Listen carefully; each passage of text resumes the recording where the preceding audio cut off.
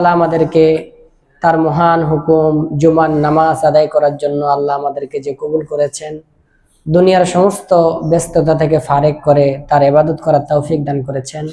এজন্য আমরা মহান রাব্বুল আলামিনের দরবারে শুকরিয়া আদায় করি, আলহামদুলিল্লাহ। আমি আপনাদের সামনে সূরা আহজাবের একটি আয়াত তেলাওয়াত করেছি। এই আয়াতের শানে নুজুল হলো নবী করিম সাল্লাল্লাহু আলাইহি সাল্লামের স্ত্রীদের ব্যাপারে, অর্থাৎ দুনিয়ার সমস্ত মুমিন নারী এবং মুসলিম নারীদের ব্যাপারে। নবী করিম সাল্লাল্লাহু আলাইহি সাল্লামের স্ত্রীগণ একবার নবী করিম সাল্লাল্লাহু আলাইহি সাল্লামের কাছ থেকে ভরণ পোষণ, খাবার দাবারের খরচ, কাপড় চোপড়, ভরণ পোষণ বেশি দাবি করলেন। নবী করিম সাল্লাল্লাহু আলাইহি সাল্লাম সারা বছরের সমস্ত খরচ ভরণ পোষণ একবারে দিয়ে দিতেন। তো তার চেয়েও নবীর স্ত্রীগণ নবীর কাছ থেকে আরো বেশি দাবি করলেন। তো নবী করিম সাল্লাল্লাহু আলাইহি সাল্লাম কিছুটা মনক্ষুণ্ণ হলেন।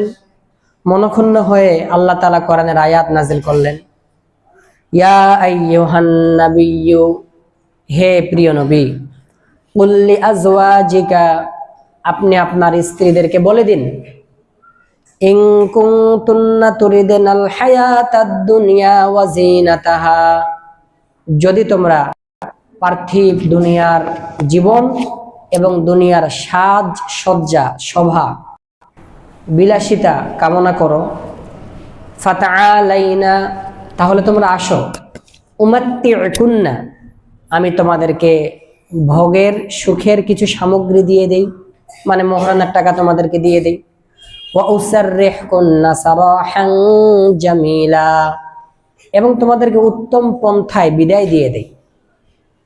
আল্লাহ আমাকে যতটুকু সামর্থ্য দিয়েছেন আমি ততটুকুর মধ্যে আমি তোমাদেরকে যথেষ্ট ভালোভাবে রাখার চেষ্টা করি, কিন্তু তার চেয়েও বেশি যদি তোমরা দাবি করো, চাও, তাহলে তোমাদের আমার সাধ্যের বাইরে তোমাদের চাওয়া মানে আমার কাছে তোমাদের আর ভালো লাগতেছে না। তোমরা আসো, আমি তোমাদেরকে তালাক দিয়ে দেই, তোমাদের মোহরানা তোমাদেরকে দিয়ে দেই।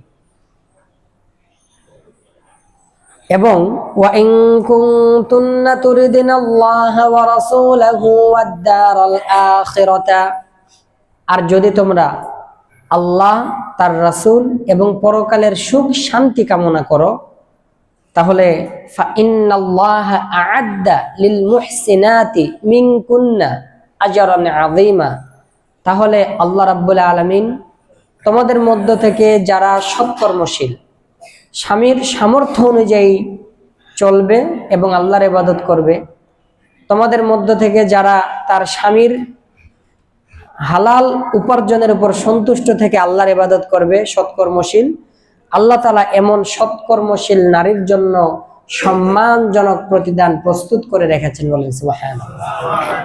এখান থেকে শিক্ষণীয় বিষয় হলো, মা বোনেরা বা স্ত্রীরা স্বামীর উপার্জনের উপর যেন সন্তুষ্ট থাকে। স্বামীর উপার্জন মাসে 20,000 টাকা, সে একটা শাড়ি কিনে 5,000 টাকা, তাহলে কি সে ভালো করে চলতে পারবে? চলতে পারবে না, চালাতে পারবে। একটু ফ্যানগুলা দেন তো, গরম লাগছে, ফ্যান।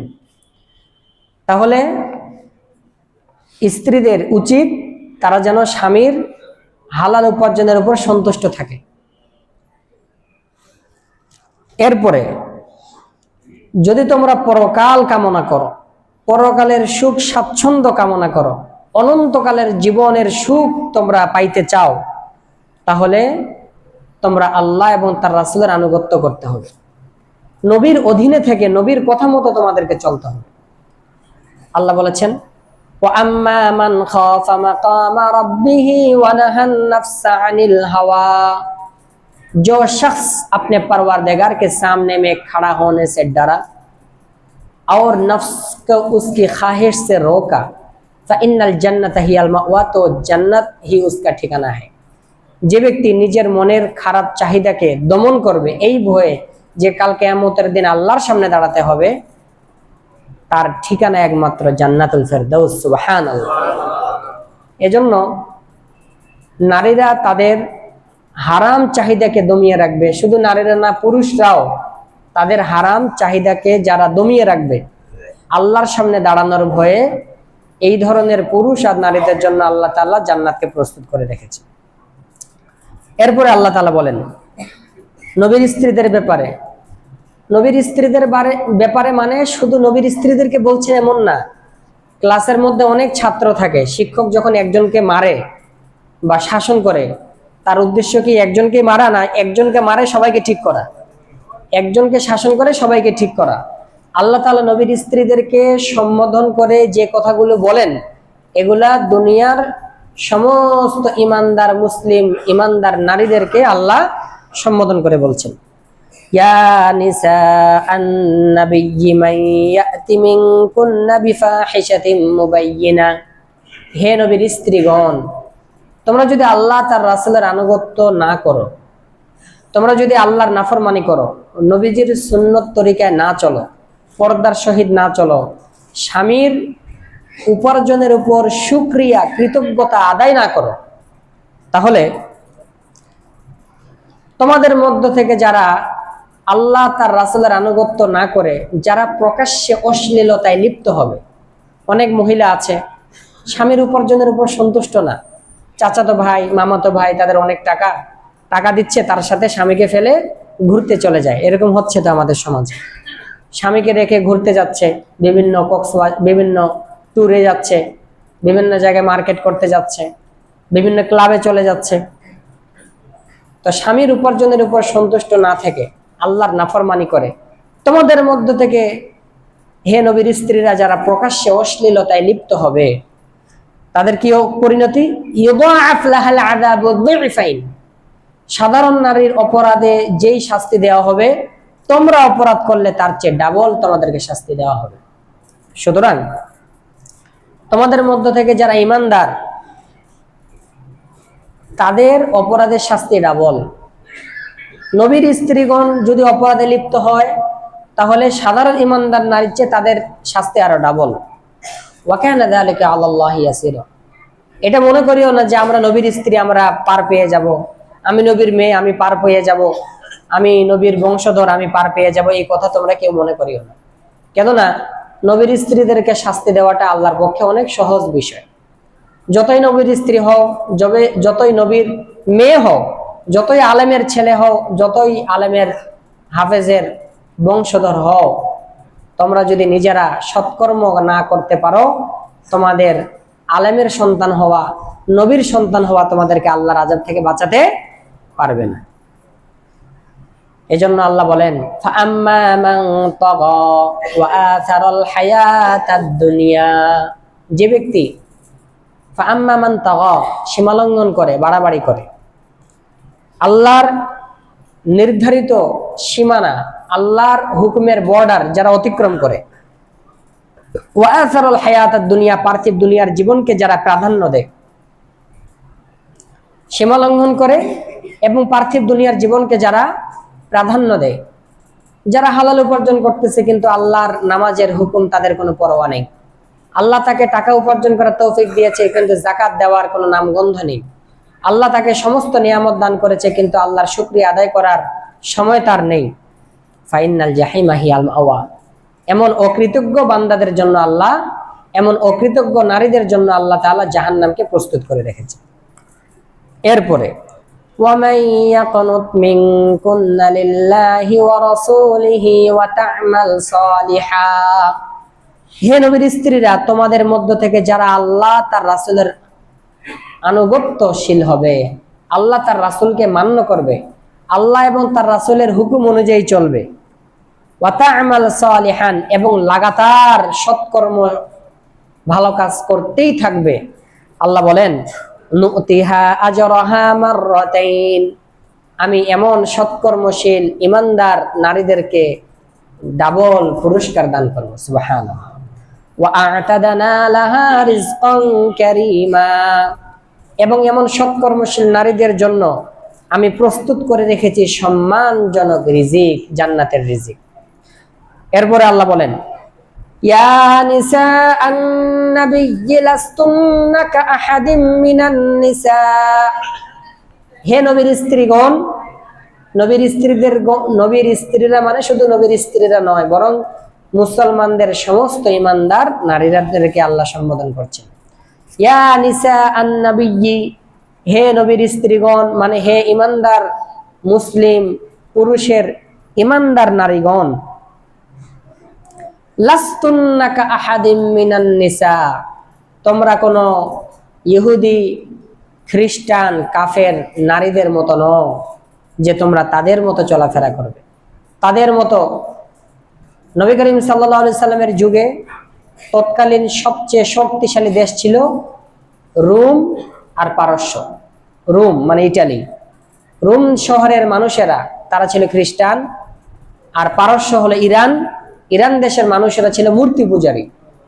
যেমন বর্তমান পৃথিবীতে রাশিয়া, আমেরিকা, চীন, এই দেশগুলো সবচেয়ে শক্তিশালী দেশ। নবী করিম সাল্লাল্লাহু আলাইহি সাল্লামের যুগে, তৎকালীন যুগে সবচেয়ে শক্তিশালী দেশ ছিল রোম আর পারস্য, ইরান যাকে আমরা বলি। এই দুই দেশের মানুষেরা এবং তাদের স্ত্রীরা মনে মুক্তা খচিত কাপড় পরিধান করে সৌন্দর্য জাহের করার জন্য তারা বাইরে চলাফেরা করত। তারা শুধু পাঞ্জাবির মতো সামনে একটা হেজাবের মতো, পিছনে একটা হেজাবের মতো থাকতো, কিন্তু ডান পাশে বাম পাশে কোনো সেলাই থাকতো না। তো আল্লাহ তাআলা বলেন, হে ইমানদার নারীগণ, হে নবীর স্ত্রীগণ, লাস্তুন্না কা আহাদিম মিনান নিসা, তোমরা দুনিয়ার অন্য কোন কাফের নারীদের মতো নও যে তোমরা নিজেদের সৌন্দর্য পরপুরুষের সামনে প্রকাশ করবে। ইনিত্তাকাইতুন্না, হে নবীর স্ত্রীগণ, মানে হে ইমানদার নারীগণ, ফালা তাখবা, ইনিত্তাকাইতুন্না, যদি তোমরা আল্লাহকে ভয় করে থাকো, ফালা তাখবা'না বিল কাউল, তাহলে পরপুরুষের সামনে তোমরা কোমল ও আকর্ষণীয় ভঙ্গিতে কথাবার্তা বলিও না। কোমল সুরে, নরম সুরে, আকর্ষণীয় ভঙ্গিতে কথাবার্তা বলিও না।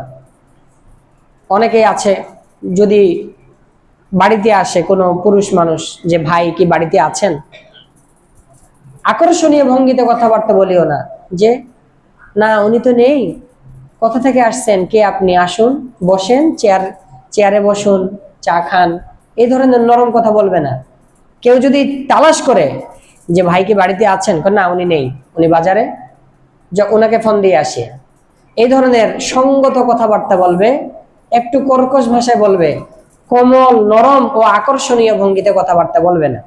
হ্যাঁ, যদি বলে, ইমানদার নারীরা যদি কোনো পরপুরুষের সামনে, পরপুরুষ মানে যাদেরকে বিয়ে করা জায়েজ, যাদেরকে বিয়ে করা জায়েজ তারাই হলো বেগানা, তারাই হলো পরপুরুষ।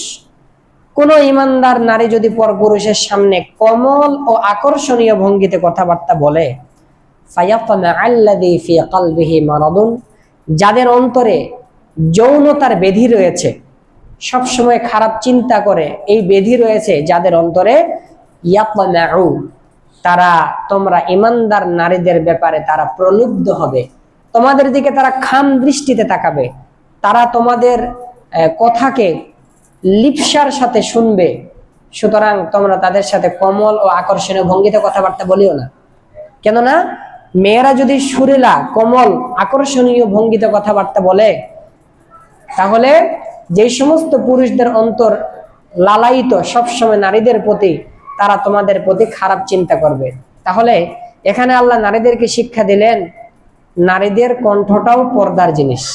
নারীদের কণ্ঠটাও কি পর্দার জিনিস। আল্লাহ তাআলা কোরআনে সরাসরি শুধু একজন নারীর কথা উল্লেখ করেছেন, মারিয়াম আলাইহিস সালামের কথা। ইয়া মারিয়াম কুনুতি লিরাব্বিকি ওয়াসজুদি ওয়ারকাই মা'আর রাকিঈন, হে মারিয়াম, তুমি আল্লাহর অনুগত হও, রুকু করো, সিজদা করো, এবং তুমি আনুগত্যশীল বান্দাদের অন্তর্ভুক্ত হয়ে যাও। শুধু একজন নারীর কথা বলেছেন। অথচ জান্নাতি অনেক নারী আছে, তাদের কথা আল্লাহ উল্লেখ করলেন না। কেন? কেননা নারীদের নাম এটাও একটা পর্দার জিনিস। কোন ছেলে কোনো নারীকে কোন ছেলে কোনো মেয়েকে জিজ্ঞাসা করলো, তোমার নাম কি? এখন মেয়ের উচিত, যদি বেগানা হয় তাকে চুপ করে থাকতে হবে, আর যদি কথা বলতেই হয় বলতে হবে আমার কণ্ঠটাও পর্দা, আমার নামটাও পর্দা, তুমি আমার নাম জানার দরকার কি, আমার যদি কিছু বিষয় জানতেই চাও আমার মা বাবার কাছে যাও, এই ধরনের কথা বলা। এই ধরনের ইসলামী মূল্যবোধ শিক্ষা স্কুল কলেজে দেওয়া হয় না। এই জন্য তারা অবাধে ছেলে ছেলের সাথে যেভাবে কথা বলে, এখন মেয়েরা ছেলেদের সাথে এইভাবে কথা বলে, কিরে দোস্ত কেমন আছিস, চল ঘুরে আসি, এই ধরনের কথাবার্তা বলে। মানে লজ্জা শরম সব চেহারা থেকে চলে গেছে। এই জন্য নবী করিম সাল্লাল্লাহু আলাইহি সাল্লামের একটি হাদিসে আছে, ইদা ফাতাকাল হায়া, যখন তোমার লজ্জা চলে যাবে, ফাফআল মা শিতা, তখন তুমি যা ইচ্ছে তাই করতে পারবে। এজন্য পবিত্র কোরআনে আল্লাহ বলেন, হে ঈমানদার নারীগণ, তোমরা যদি আল্লাহকে ভয় করো তাহলে পরপুরুষের সামনে কোমল আকর্ষণীয় ভঙ্গিতে কথাবার্তা বলিও না। যদি বলো তাহলে যাদের অন্তরে যৌনতার ব্যাধি রয়েছে তারা তোমাদের ব্যাপারে প্রলুব্ধ হবে, তোমাদের দিকে খাম দৃষ্টিতে তাকাবে, তোমাদের প্রতি লালায়িত হয়ে লিপ্সা নিয়ে তোমাদের কথা শুনবে। এজন্য নারীদের সৌন্দর্য যেমন পর্দার জিনিস, তাদের কণ্ঠটাও পর্দার জিনিস, তাদের নামটাও পর্দার জিনিস। এজন্য যতটুকু সম্ভব তাদেরকে লুকিয়ে রাখা। এবং যদি পরপুরুষের সামনে কথা বলতেই হয়, বলি না, তোমরা কথা বলিও মারুফা, সঙ্গত কথাবার্তা বলিও, যতটুকু প্রয়োজন ততটুকু বলিও, কিন্তু নরম সুরে কথাটা বলিও না, একটু কর্কশ ভাষায় কথাটা বলিও। তাহলে যাদের অন্তরে খারাপ ব্যাধি রয়েছে তারা তোমাদের ব্যাপারে প্রলুব্ধ হবে না, তারা তোমাদের ব্যাপারে খারাপ চিন্তা করবে না। কেননা মুমিন নারীদের ব্যাপারে খারাপ চিন্তা করাটাও মুমিন নারীদের অসম্মানের কারণ। এজন্য কোন মানুষ যেন ইমানদার নারীদেরকে নিয়ে খারাপ চিন্তা না করে, এজন্য আল্লাহ তাআলা নারীদেরকে এই পদ্ধতি বলে দিয়েছে। এই আয়াতের ব্যাখ্যা করতে গিয়ে আল্লামা সানাউল্লাহ পানিপতি রহমতুল্লাহ আলাইহি বলেন, পৃথিবীর মধ্যে 4 নারী সবচেয়ে শ্রেষ্ঠ। 1 নাম্বার হলেন মারিয়াম বিনতে ইমরান, 2 নাম্বার হলেন খাদিজা বিনতে খুয়াইলিদ, নবীর স্ত্রী, 3 নাম্বার ফাতেমা বিনতে মুহাম্মদ, নবীর কন্যা ফাতেমা, 4 নাম্বার আসিয়া ইমরাতু ফিরআউন, ফিরআউনের স্ত্রী আসিয়া। পৃথিবীর মধ্যে এই 4 জন নারী সবচেয়ে শ্রেষ্ঠ নারী, নবী করিম সাল্লাল্লাহু আলাইহি ওয়াসাল্লাম হাদিস শরীফের মধ্যে বলেছেন। এখন কোন নারী যদি এই 4 নারীকে অনুসরণ করে, নিশ্চিত সেই নারী ঈমানদার নারী জান্নাতে যাবে, বলেন সুবহানাল্লাহ। ফিরআউনের স্ত্রী আসিয়া তিনি ঈমানদার ছিলেন, তার স্বামী ছিল কি কাফের, তারপরে তিনি সংসার কি করেন নাই, নষ্ট করেন নাই। এখন তো সামান্য বিষয়ে কথাবার্তা যদি কাটাকাটি হয়, সামান্য বিষয় নিয়ে মেয়েরা ছেলেদেরকে তালাকনামা পাঠায় দেয়, এরপরে ছেলেরা মেয়েদেরকে তালাক দিয়ে দেয় সামান্য বিষয়। অথচ নূহ আলাইহিস সালামের স্ত্রী ছিলেন কাফের,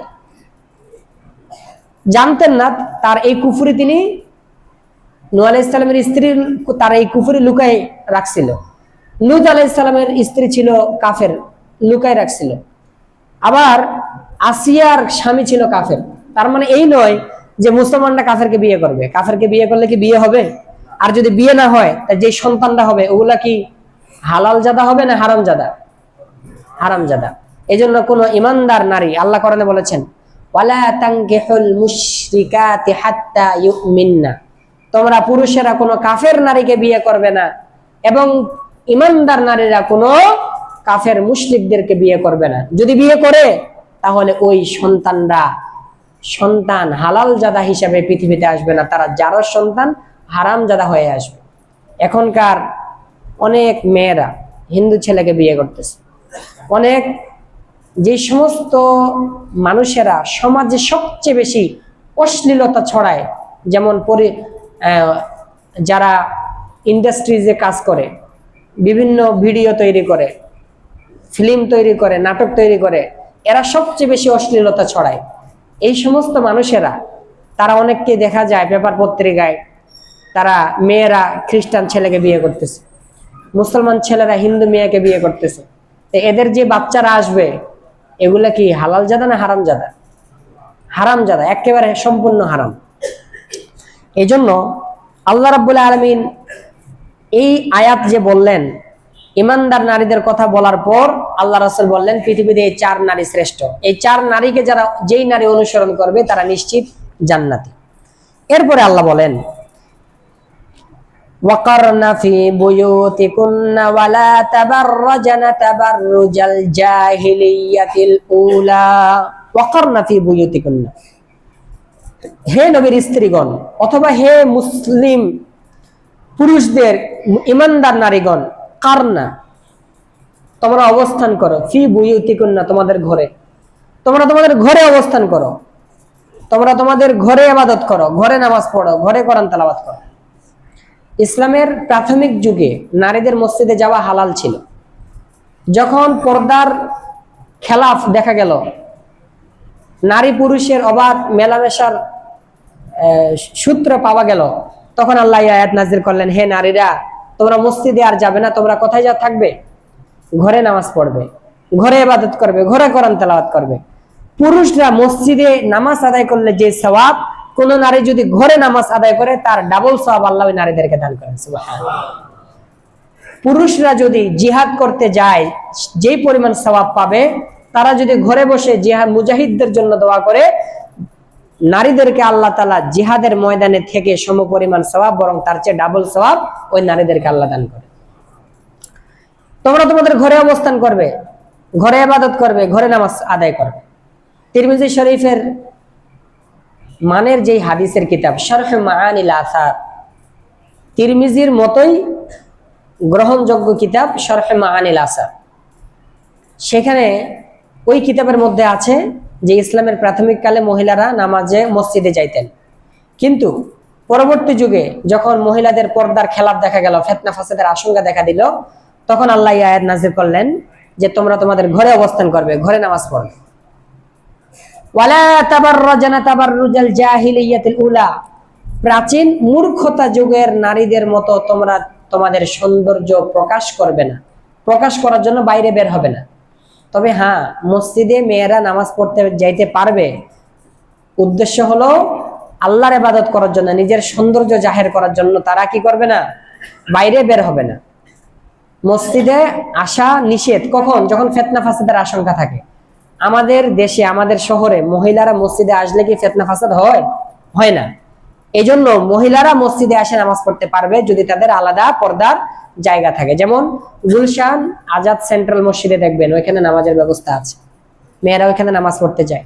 আমাদের এখানে যদি যে মাদ্রাসার উপরে যদি ব্যবস্থা করা হয়, মেয়েরা এখানে এসে নামাজ পড়তে পারবে, কোরআনের কথা শুনতে পারবে। এখন দেখবেন অনেক মহিলারা রান্না করতেছে, না হয় গল্প গুজব করতেছে, না হয় টিভি সিরিয়াল দেখতেছে, বা অন্য করে মোবাইলের ফেসবুক নিয়ে ব্যস্ত আছে। তারা এই কোরআনের, আপনাদের মতো কোরআনের কথা শোনার তাদের কি হচ্ছে না? তৌফিক হচ্ছে না। এজন্য আপনাদের উচিত উদ্যোগ নিয়ে মহিলাদের নামাজের ব্যবস্থা করা। যদি ফিতনার আশঙ্কা থাকে তাহলে নিষেধ, যদি ফিতনার আশঙ্কা না থাকে তাহলে তারা মসজিদে এসে কি করতে পারবে? নামাজ আদায় করতে পারবে। এরপরে আল্লাহ বলেন ওয়া আকিমনাস সালাতা ওয়া আতিনাজ যাকাত ওয়া আকিমনাস সালাতা, হে নারীরা, নবীর স্ত্রীরা, হে ঈমানদার নারীরা, তোমরা নামাজ আদায় করবে। মহিলারা নামাজ আদায়ের ক্ষেত্রে অনেক অলসতা করে। যখন তাদের মাসিক অসুস্থতা শেষ হয় তখন তারা পরিষ্কার হতে চায় না এবং অলসতা করে, নামাজকে দীর্ঘায়িত করে, নামাজ কাজা করে। আল্লাহ এই কথার দিকে লক্ষ্য করে বললেন, তোমরা সময় মতো নামাজ আদায় করবে। ওয়া আতিনাজ যাকাতা, হে নারীরা, তোমরা যাকাত আদায় করবে। অনেক নারীদের অনেক টাকা, অনেক স্বর্ণ রূপা, কোন কোন মহিলার 40 ভরি, 80 ভরি, 100 ভরি স্বর্ণ পর্যন্ত আছে, কিন্তু কি দেয় না? যাকাত দেয় না। আমি বলছিলাম যাকাতের আলোচনায়, কেউ যদি যাকাতের টাকা গরিবদেরকে না দেয়, তাহলে এই যাকাতের টাকা হয় ডাক্তারে খাবে, না হয় উকিলে খাবে, না হয় চোরে খাবে, না হলে ডাকাতে খাবে। এটা বাথরুমের মতো। আপনি আপনার পেটের বাথরুম কয়দিন আটকে রাখতে পারবেন? 1 দিন, 2 দিন, 3 দিন, 4 দিন, 5 দিন। এরপরে কি বাথরুম যতই আপনি আটকায় রাখতে চান, এটা কি থাকবে না বের হয়ে যাবে? বের হয়ে যাবে। যাকাতের টাকাটা বাথরুমের মতো।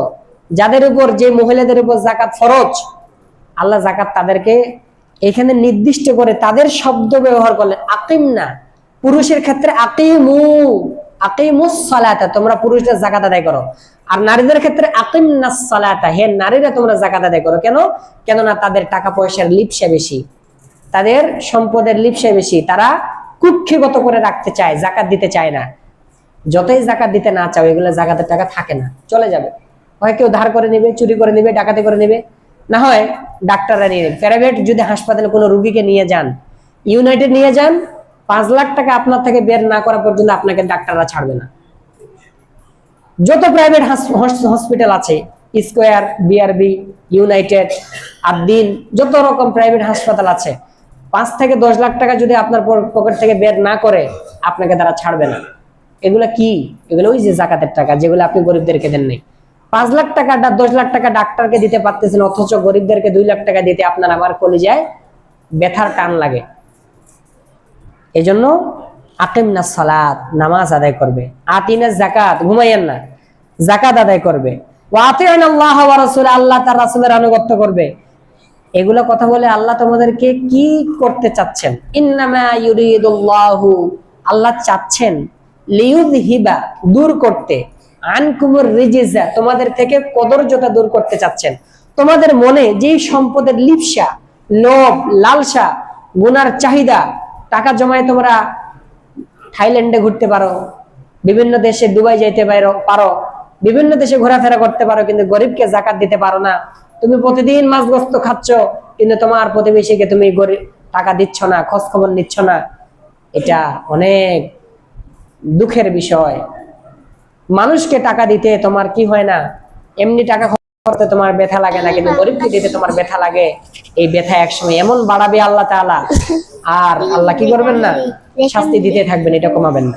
আল্লাহ এগুলো কথা বলে চাচ্ছেন তোমাদের থেকে কদর্যতা দূর করতে। ইয়া আহলাল বাইত, হে নবীর পরিবার সদস্যবর্গ, আল্লাহ তোমাদের থেকে অপবিত্রতা দূর করতে চাচ্ছেন। ওয়া ইয়াতাহিরাকুম তাতহীরা, এই কথাগুলি বলে আল্লাহ তোমাদেরকে পবিত্র করতে চাচ্ছেন। এরপরে আল্লাহ বলেন ওয়াজকুরনা, তোমরা আল্লাহর জিকির করো। হে নারীরা, তোমরা কার জিকির করো? আল্লাহর জিকির করো। মহিলারা আল্লাহর জিকির করো, পুরুষরা আল্লাহর জিকির করো।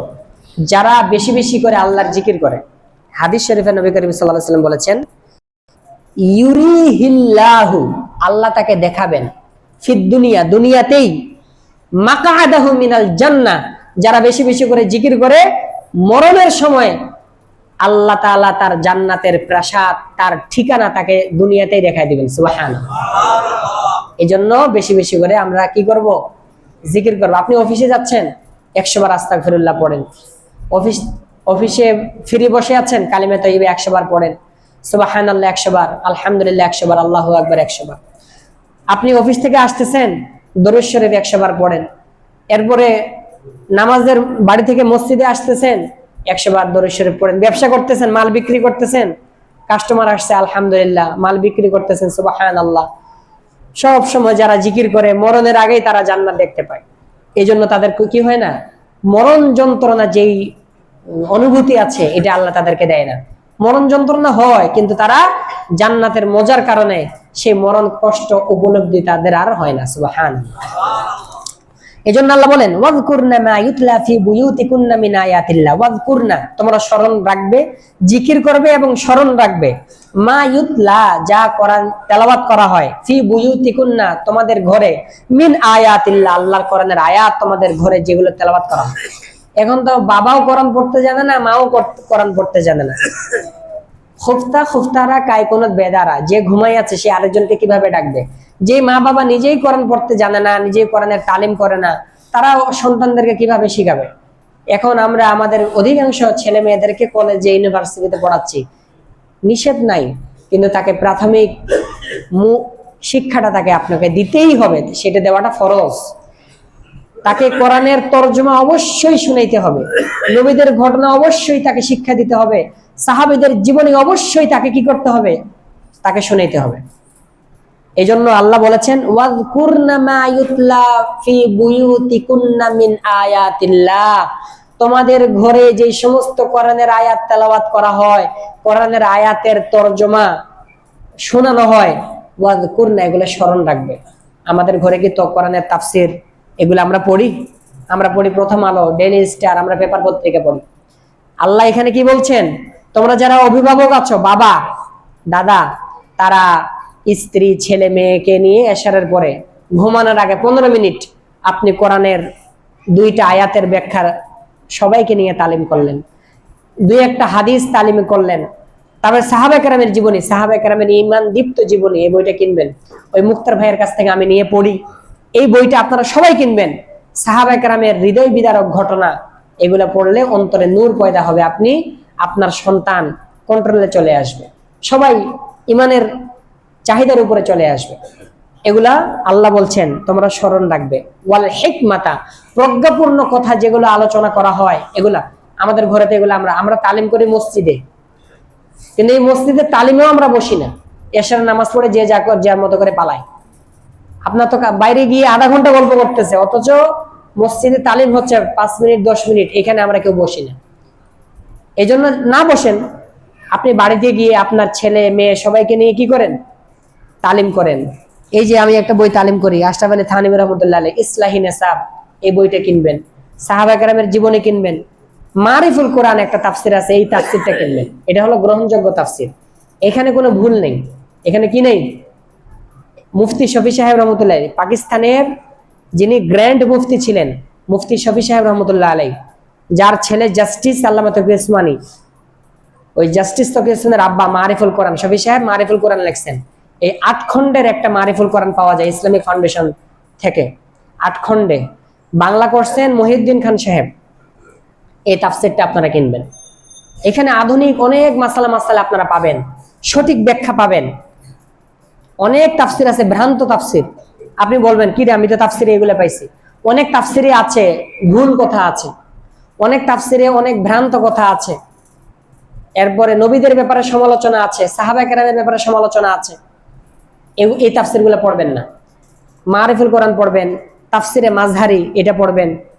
বুখারী শরীফের যে গ্রন্থটা শাইখুল হাদিস সাহেব মানে মামুনুল হক সাহেবের বাবা ব্যাখ্যা করছে, ওই ব্যাখ্যাটা পড়বেন। সব ব্যাখ্যা পড়া যাবে না, অনেক ব্যাখ্যায় অনেক ভুল কথা আছে, এগুলা আপনারা বুঝবেন না। তো আলেম ওলামা যেগুলো ব্যাখ্যা করছে ওগুলো বই কিনবেন।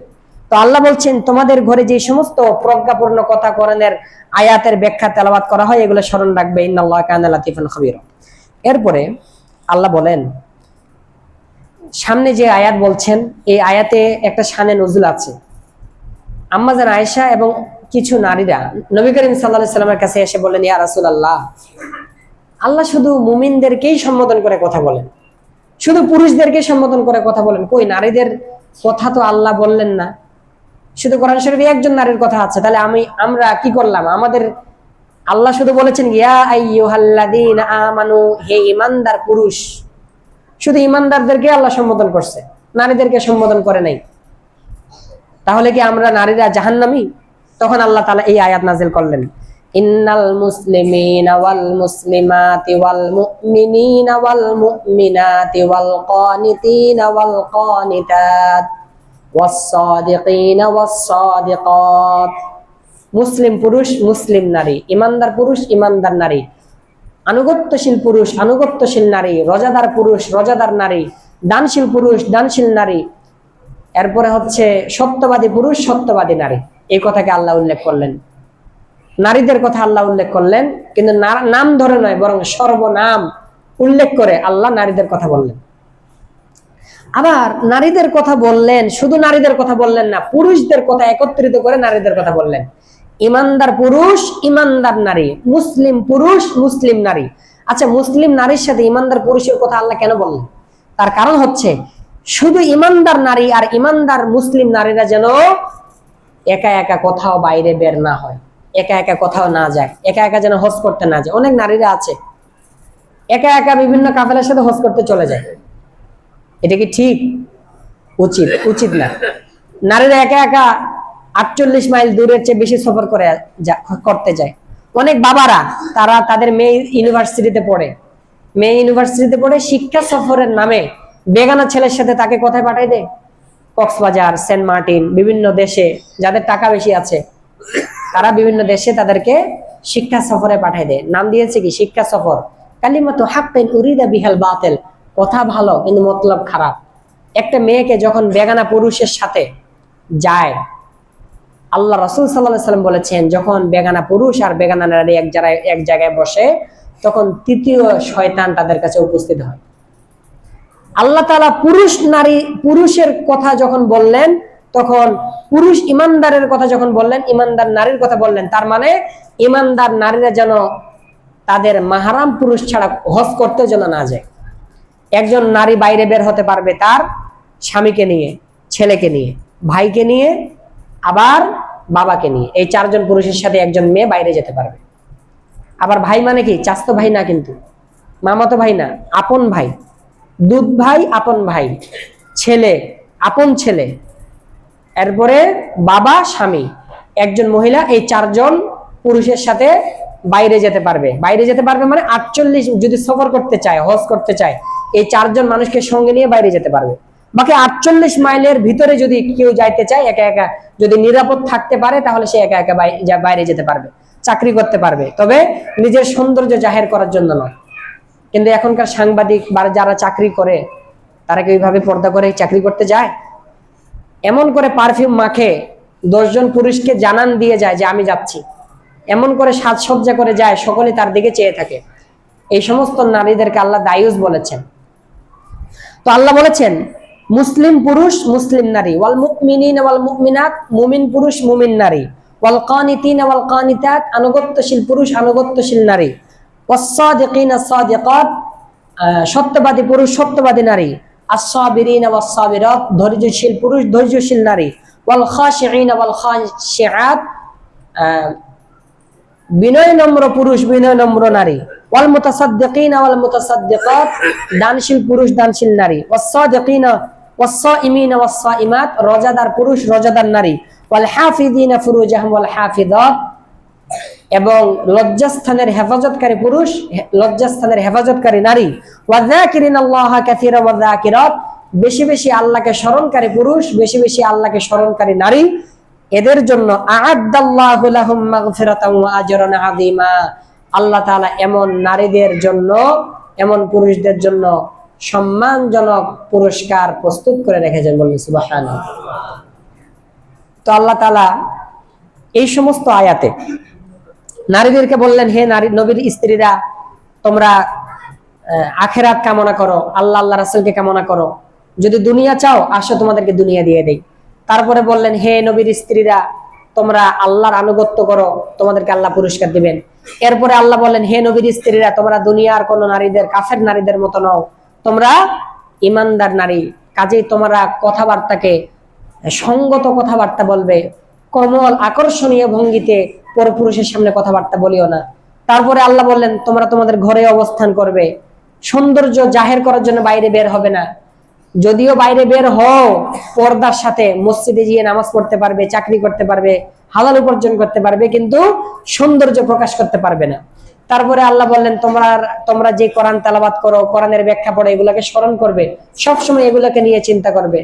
তারপর দানশীল পুরুষ, দানশীল নারী, এগুলো যেগুলো বললেন, এগুলা বলার পর আল্লাহ চাচ্ছেন যাতে আল্লাহ তাআলা তোমাদেরকে পবিত্র রাখেন। আল্লাহ তাআলা সূরা তাওবার মধ্যে বলেছেন, আত-তাইবুনাল আবিদুনাল হামিদুনাস সাইহুনার রাকিউনাস সাজিদুন। আল্লাহ কিছু ইবাদতের কথা বলেছেন সূরা তাওবার মধ্যে। আবিদুন ইবাদতকারী পুরুষ নারী, হামিদুন আল্লাহর প্রশংসাকারী পুরুশ নারী, সাইহুন রোজাদার পুরুষ নারী, রাকিউন রুকুকারী পুরুষ নারী, সাজিদুন সেজদাকারী পুরুষ নারী, আমিরুনা বিল মারুফি সৎকর্মের, সৎ কাজের আদেশকারী পুরুষ নারী, ওয়ান্নাহুনা আনিল মুনকার এবং খারাপ কাজে বাধা দানকারী পুরুষ নারী, ওয়াল হাফিদুনা লিহুদুদিল্লাহ আল্লাহর সীমানা, বর্ডার রক্ষাকারী পুরুষ নারী। আল্লাহ ইবাদতের কথা বলার আগে শুরুতে বলেছেন আত-তাইবুনাল আবিদুন। আবিদুন মানে ইবাদতকারী। যখন তোমরা ইবাদত করতে যাবে আগে খালেস তওবা করতে হবে। আগে কি করতে হবে? মসজিদে এসেই আমরা 2 রাকাত কি পড়বো? আগে তওবার নামাজ পড়বো। আল্লাহ যত গুনাহ করছি আজকের দিন পর্যন্ত, বালেগ হওয়ার পর থেকে আমি সমস্ত গুনাহ থেকে তওবা করলাম। তওবাটা কেমন জিনিস আমরা তওবা বুঝি না। তওবা কি জিনিস? আল্লাহর কাছে মাপ চাইলাম, এটা বলে তওবা। তওবাটা এমন নয়। তওবাটা কিরকম? গ্রামগঞ্জে দেখবেন মায়েরা শীতকাল যখন শেষ, তখন তারা মোটা মোটা কেথা, কম্বল, বালিশ গরম পানি দিয়ে ধুয়ে আবার কি করে ওগুলা রোদ্রে শুকায়, আবার পরের বছরের শীতকালের জন্য এগুলো ভাঁজ করে রাখে। এখন কোন মা গরম পানি করার জন্য চুলার মধ্যে ডেস্কিতে, ডেগের মধ্যে পানি দিল, পানি টকবক করতেছে। নামাজ পড়তে গেছে বা বাইরে গেছে, এর মধ্যে সে মহিলা আসি দেখতেছে তার ছোট একটা বাচ্চা গরম পানিতে পড়ে মারা গেছে। এখন বলুন তো ওই মায়ের কি অবস্থা? ওই মা কি বলবে? হায় আমি কি করলাম, হায় আমি কি করলাম, বলবে না? তার গরম পানিতে বাচ্চা কেথা কেথা ধোয়ার জন্য গরম পানি দিয়েছে, কিন্তু ওই গরম পানিতে তার বাচ্চা মারা গেল। এখন বলেন ওই মায়ের কি অবস্থা? মা কি শান্তি পাবে? ওই মা যদি 80 বছরও বাঁচে, তারপরও কোনোদিন মানে পানি গরম করতে দিয়ে কোনোদিন কি দরজা খোলা রাখবে? দরজা বন্ধ করে পানি গরম করতে দিবে, যেন কোনো বাচ্চা আর ওই গরম পানিতে গিয়ে পড়ে মারা না যায়। তবার বিষয়টা হলো এরকম আফসোস আসতে হবে। ওই মা যেমন চিন্তা করলো, হায় আমি কি করলাম, আমার সন্তান মারা গেল, যতদিন বেঁচে থাকবে ততদিন তার আফসোস তার মধ্যে থাকবে এবং কোনোদিন সে ঘরের দরজা খোলা রেখে আর পানি গরম করবে না। ঠিক তদ্রূপ তওবাটা এমন বিষয়, হায় আমি কি গুনাহ করে ফেললাম, এইরকম আফসোস যারা আসবে, ওইটাই হলো খালেস তওবা। ওইটা কি? এই জন্য খালেস তওবা করার পর আত্তাইবুন আল আবিদুন, আগে তওবা করো, তারপরে ইবাদত করো, তারপরে রোজা রাখো, তারপরে ভালো কাজের আদেশ করো। এই জন্য দেখবেন যারা তাবলিগ করে, তারা যখন মানুষকে দাওয়াত দিতে যায় আগে আস্তাগফিরুল্লাহ পড়ে, আল্লাহর কাছে দোয়া চায়, গুনাহ মাফ চায়, আল্লাহ আমার গুনার কারণে যেন তোমার দিনের ক্ষতি না হয়।